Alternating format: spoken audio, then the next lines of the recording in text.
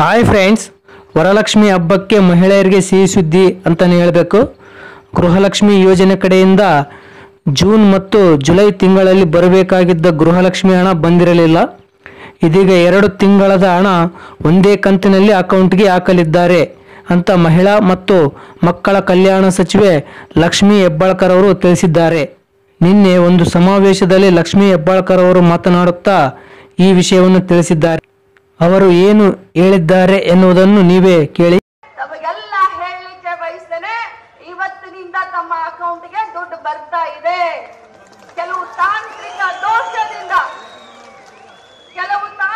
ದೋಷದಿಂದ ಜೂನ್ ಮತ್ತು ಜುಲೈ ದುಡ್ಡು ತಮಗೆ ಹಾಕ್ಲಿಕ್ಕೆ ಆಗಿರ್ಲಿಲ್ಲ. ಇವತ್ತಿನಿಂದ ತಮಗೆ ಅಕೌಂಟ್ಗೆ 2 ತಿಂಗಳ ದುಡ್ಡು ಬರ್ತಾ ಇದೆ ಅನ್ನುವಂತ ಮಾತನ್ನ ಹೇಳಲಿಕ್ಕೆ ಬಯಸ್ತೇನೆ. ನಾವು ಕಾಂಗ್ರೆಸ್ ಪಕ್ಷದವರು, ನಾವು ಏನು ಮಾತನಾಡ್ತೀವಿ ಆ ರೀತಿ ನಡೀತೀವಿ.